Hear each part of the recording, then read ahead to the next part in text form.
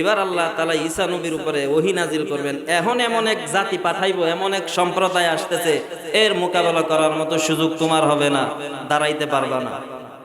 তাড়াতাড়ি তোমার অনুসারী আর যারা তোমার ইত্তেবা করনে বলা আছে এদেরকে নিয়ে তাড়াতাড়ি তুর পাহাড়ে চলে যাও। এমন এক জাতি এখন পাঠায় দিব, এদের মোকাবেলা করার মতো তোমার কোনো শক্তি হবে না, সামর্থ্য হবে না। পয়গম্বর ঈসা নবী এবার তার অনুসারী যারা আছে এদেরকে নিয়ে সবাই তুর পাহাড়ে চলে যাবেন।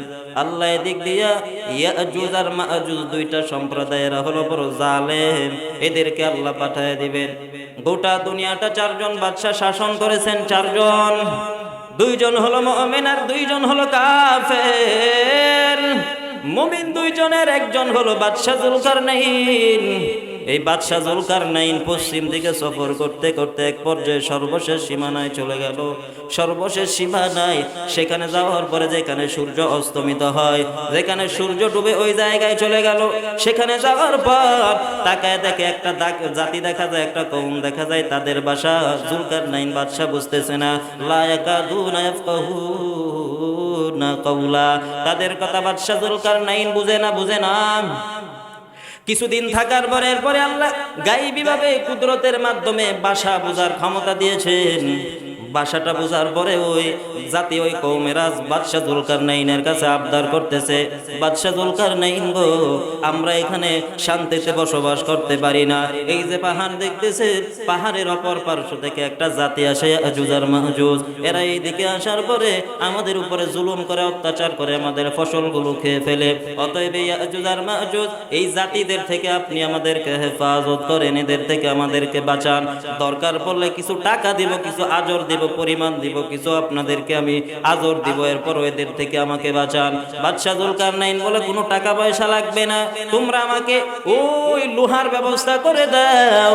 কিছু লোহার ব্যবস্থা করে দেওয়ার পরে দুইটা পাহাড়ের মধ্যখানে গিরিপথ, এই গিরিপথ পুরাটা লোহা দ্বারা ভরলেন। এরপরে বাদশা জুলকারনাইন বললেন, তোমরা সবাই এখানে ফু দাও। সবাই ফুৎকার দিতে দিতে এই লোহাটা গরম হয়ে গেল, এমন গরম।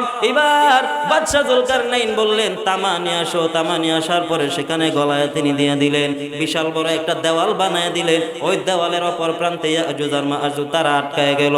ইয়াজুজ আর মাজুজ ওই দেওয়াল দেওয়ার পর থেকে আর এই পাশে আসতে পারে না, মানুষের উপরে জুলুম করতে পারে না। এবারে ইয়াজুজ আর মাজুজ ওই পাশে যখন তারা আটকায় গেল, আটকায় যাওয়ার পরে এখনো পর্যন্ত আসতে পারে না। নবী বলেন কিয়ামতের আগে এই ইয়াজুজ আর মাজুজ হাত্তা ইদা ফুতিহাত ইয়াজুজ ওয়া মাজুজ ওয়া মা হুম মিন কুল্লি হাদাবি ইয়ানসিলুন, কিয়ামতের আগে আমার আল্লাহ এই ইয়াজুজ আর মাজুজকে তারা প্রতিদিন, নবী বলেন, এই পাথরটাকে, দেওয়ালটাকে তারা চাটতে থাকে। প্রত্যেকদিন তারা চাটতে মাগরিব পর্যন্ত চাটে। সূর্য অস্তমিত হয়ে যায় হালাত।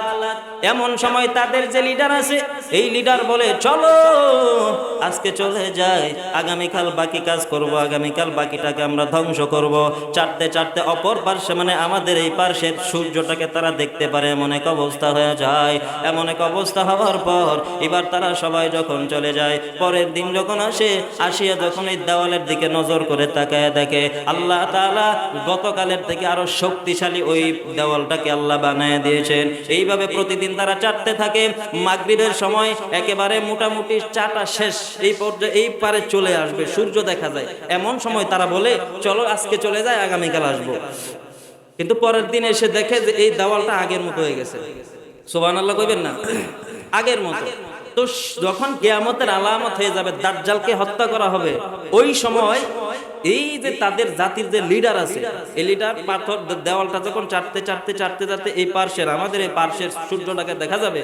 এই সময় তারা বলবে, চলো ইনশাআল্লাহ আগামীকাল আমরা আসবো।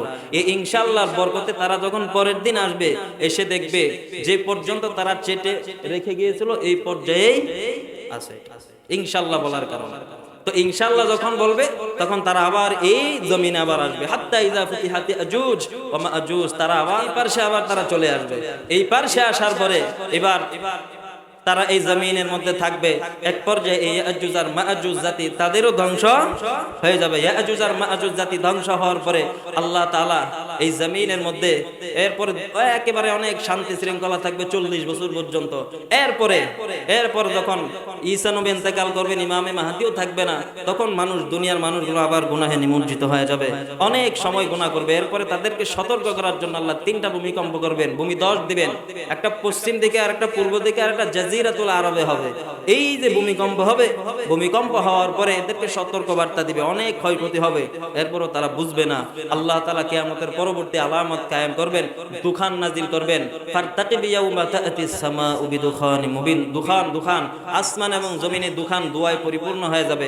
এই দোয়া যারা বেঈমান আছে এদের শরীরের ভিতরে ঢুকবে, ঢোকার পরে যখন বের হবে এমন শরীরের প্রত্যেকটা ছিদ্র দ্বারা এমন কঠিন ভাবে বের হবে যে তারা এই আযাব সহ্য না করতে পারে, আল্লাহর কাছে দোয়া করবে, আল্লাহ রব্বানা কশিফ আন্নাল আযাবা ইন্না মুমিনুন, আয় আল্লাহ এই আযাব দূর করে দেন, ইন্না মুমিনুন, দরকার বলে আমরা ঈমানদার হয়ে যাব, মুমিন হয়ে যাব, এরপরে এই আযাব সহ্য করতে পারি না, দূর করে দেন। দুখান নামক এই কিয়ামতের অনেক কথা ছিল। দুখান নামক এই আলামত শেষ হওয়ার পরে আল্লাহ তাআলা পরবর্তীতে কিয়ামতের আলামত কায়েম করবেন। পশ্চিম থেকে সূর্য উদিত হবে, পশ্চিম থেকে সূর্য উদিত হওয়ার পরে তওবার দরজা বন্ধ। 3 সময় তওবার দরওয়াজা বন্ধ। একটা হলো যখন পশ্চিম থেকে সূর্য উদিত হবে। এর পরবর্তীতে কিয়ামতের আলামত হচ্ছে দাব্বাতুল আরদ, সাফা এবং মারওয়া পাহাড় ফেটে দাব্বাতুল আরদ প্রাণীটা বের হবে। এই প্রাণীটা এক হাতে থাকবে মুসা নবীর লাঠি, আর এক হাতে থাকবে এই সুলাইমান নবীর আংটি। প্রত্যেকটা মানুষের কাছে যাবে।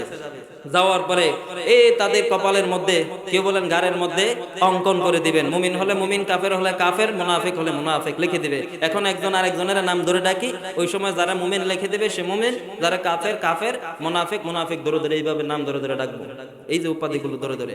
এই আলামত যখন শেষ হয়ে যাবে, তার কাজ শেষ হওয়ার পরে সে গায়েব হয়ে যাবে। গায়েব হয়ে যাওয়ার পরে আল্লাহ তাআলা পরবর্তী কিয়ামতের আলামত করবেন। সেটা হচ্ছে এই 3 সময় যেটা বললাম তওবার দরওয়াজা বন্ধ, এটা হলো 2 নাম্বার। পশ্চিম থেকে সূর্য উদিত, দাব্বাতুল আরদ, 2 সময় তওবার দরজা বন্ধ। আর 3 নাম্বার নবী বলেন এখান থেকে নিয়ে পশ্চিম দিকে যেতে যেতে যেতে যেতে সর্বশেষ সীমান্ত আসমানের উপর আল্লাহ বিশাল বড় এক দরজা বানায় রাখছেন। সাহাবীরা প্রশ্ন করলেন দরজাটা কিসের? বলে তওবার দরজা। তো মাগরিব থেকে মাশরিক নিয়ে যতদূর পর্যন্ত ডিসটেন্স হয় ততটুকু ডিসটেন্সের ওই দরওয়াজাটা। তো এই দরজাটা কিসের? বলে তওবার দরওয়াজাটা, দরজা। আমার বান্দার জন্য আল্লাহ বলেন প্রত্যেকটা সেকেন্ডে সেকেন্ডে তওবার দরওয়াজাটা খোলা থাকে, কিন্তু 3টা সময় তওবার দরজাটা বন্ধ হয়ে যায়। এ হলো 2টা, একটা হলো পশ্চিম থেকে সূর্য উদিত হওয়ার সময়, আর একটা হলো দাব্বাতুল আর প্রাণীটা যখন বের হবে ওই সময়। 3 নাম্বার আব্দুল্লাহ ইবনে আব্বাস রাদিয়াল্লাহু তাআলা আনহু বলেন মানুষের ইন্তেকালের সময় যখন হয়ে যায়, হলক বরাবর যখন রূহটা চলে আসে, এর আগে যদি কেউ কোনো বান্দা যদি তওবা করে, তার গুনাহ যতই হোক না কেন আল্লাহ তাআলা সমস্ত গুনাহ কথাগুলি মাফ করে দেয়। কিন্তু এই 3 সময় যদি হয়ে যায় তাহলে তওবা করলে আর কোনো কাজ হবে না। এর পরবর্তীতে কিয়ামতের আলামত হবে।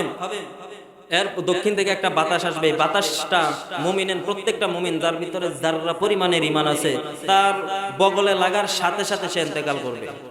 মুমিন তখন এই দুনিয়াতে কোনো মুমিন বলতে কেউ থাকবে না। হাদিসের মধ্যে আছে কোনো মুমিন থাকবে না।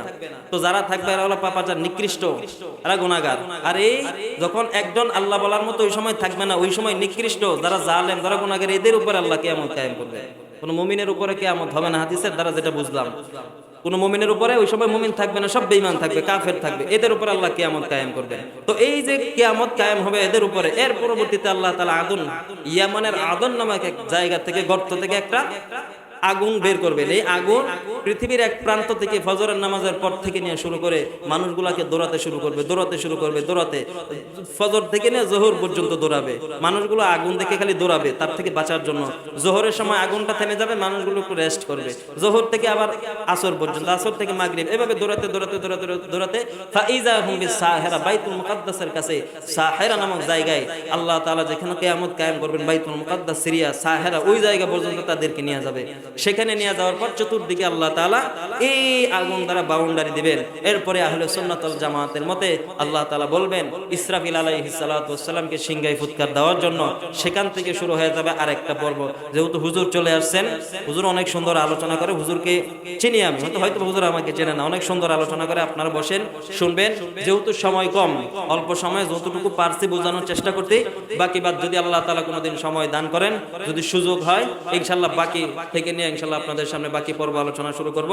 সেখান থেকে ইসরাফিল আলাইহিস সালাতু ওয়াসসালামের সিংহায় ফুৎকার, এরপরে কিয়ামত হবে, হাসর হবে, নাসর হবে, এরপরে মিজানের পাল্লা, এরপরে ফুলসিরাতের ফুল, জান্নাত জাহান্নাম।